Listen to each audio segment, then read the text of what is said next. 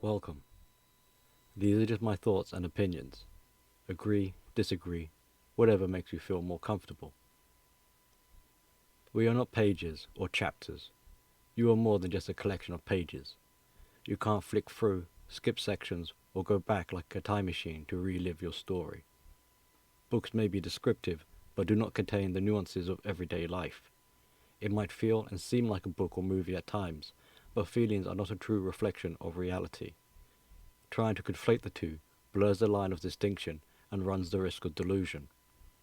This is emotional thinking, or sentiments that if not careful will override logical reasoning because the value attached is greater than the need to be realistic. No one wrote you. If they did, that would mean you don't have control of your life and what's to come is already pre-written. Perhaps you might say you're a work in progress, which is a stupid thing to say as it tries to avoid accountability. It's a cop-out of an answer. This is seeing your life as external and trying to transfer responsibility outside your ability to self-govern. It means you are saying your life isn't within your hands or grasp, and that it is not contained by you, that it is spilling out onto pages, film, or hard drives. Which is more important, who you are, or the storage device you are on? Externalizing yourself onto the world, projecting, places you at the center and at the same time the focus of the story. By trying to be everywhere and everything, you end up nowhere and being nothing tangible. In doing so, you lose your sense of self because who you think you are is now imprinted onto the world. Another conflation. And this problem of conflating will persist in other areas of life if this mentality continues. You are not the world.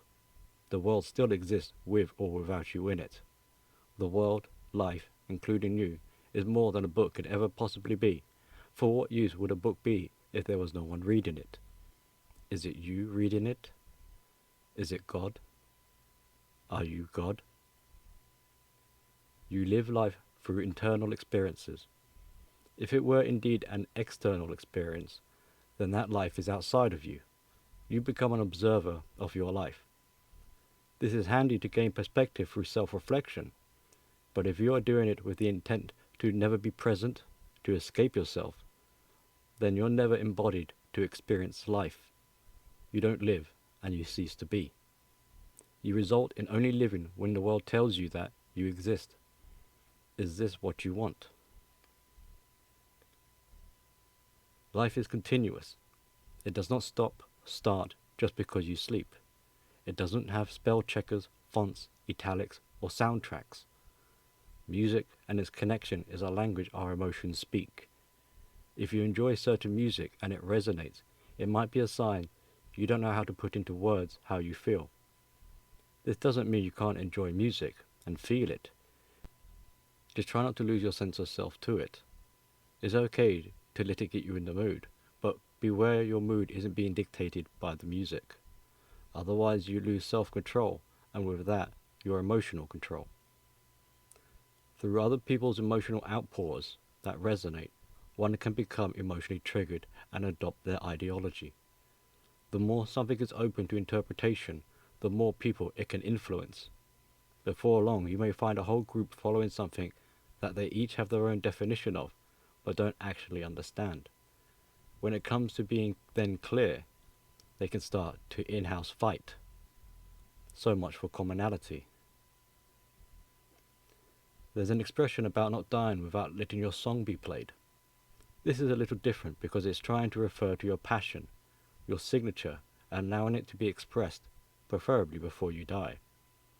The graveyard is a rich place of voices that were never heard, but just because you haven't been heard doesn't mean you haven't lived.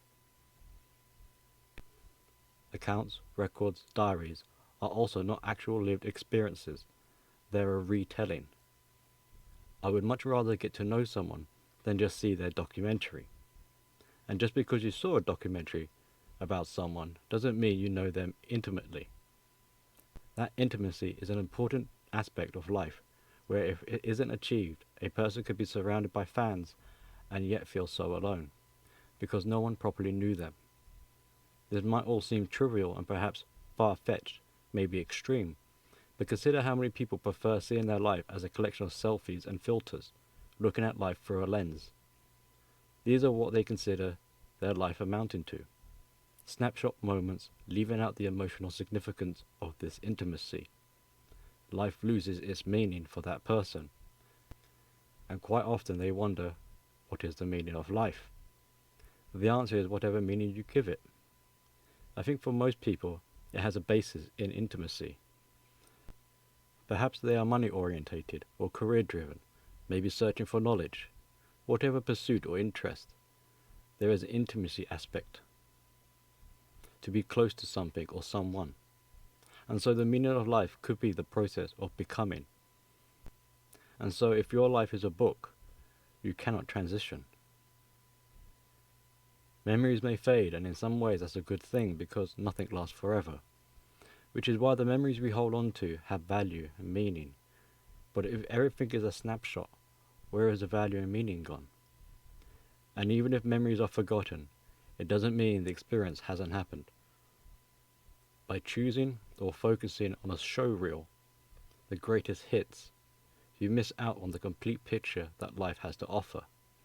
An edited format is not a true reflection of what life is, although it seems many people try their best to encapsulate it to avoid any disappointment of actually trying to live authentically. There seems to be a belief that life needs to be perfect without any distasteful things. It's not okay if life isn't going the way you want. Why is that so bad? Is this entitlement? Maybe by avoiding the lack of control over life, this is why saying life is like a book, they can glamorize it and change the narrative to something more palatable, something more perfect. It was meant to be, and so my life can now have contextual meaning. Is a book how you prefer to live? Do you like the idea your life is somehow above you, pulling you along? Is it not the other way round? Do you see other people as books, and we're all placed on shelves, and when you die, your life sits there waiting for someone to read it and bring you back to life? Is this immortality? You cheat death by not ever living in the real world and instead escape into another medium where time stands still, where you can become infinite like a DVD box set of Friends that never dies. Or perhaps you think life is like living in the Matrix movie.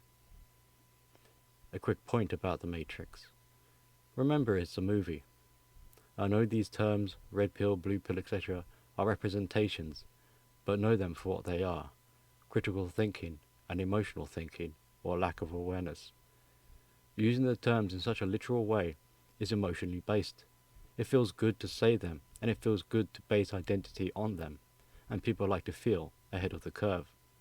So ironically, playing along with this, the red pillar is creating a language to deconstruct the emotional landscape they find themselves in. A blue pillar doesn't do this. This makes the red pillar more emotionally sensitive. They are the ones who feel betrayed, let down, alone, victimized. I guess the point I'm trying to make is don't think the red pill is exempt or above emotions. It just means for the red pillar the need for control is more important. That can be both a good thing and a bad thing. Be aware of your boundary, where you end and your imagination begins. If you read a book, are you now living someone else's life? Have you brought them back to the land of the living? Perhaps in some way you could say that you have. Does that mean you struggle to tell the difference between your life and someone else's? Do you wish to lose your identity, to invoke the spirit of someone else? Mind you, this is okay for relating, provided you can return to reality, back to who you are. But we see many wishing it was the real thing. They seem disappointed at having to return to their own body. I wish I was so-and-so. We are not extras in your novel. According to this mentality, everyone would be a book of their own. We would not then be able to share experiences, create bonds, or live together. How can your life as a book allow others to share in this experience? It shuts people off from getting to know you.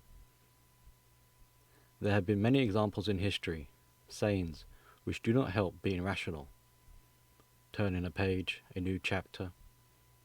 Culturally, this has been taught to us, to see life emotionally and externalize it. Be a character within a story instead of being a person. The new me versus the old me. How can it be a journey if you're being recreated whenever it suits? Now, people could change for the better or worse, but trying to wipe away your past as if it doesn't matter is not taking ownership of the choices you've made. It fragments your life and stops you being considered as a whole. If you like to believe in fairy tales, a happy ending, it won't be too hard to see why you may think life is like a book or a movie. These each fall into the same category of wishing dreams were real. These are notions of a dreamer. And so life is what you make of it. It can be sorrows, a struggle, painful, or a mixture of things. It can be exciting if you allow yourself the chance to explore its opportunities. But until you take ownership and have responsibility over it, your life will not be in your hands.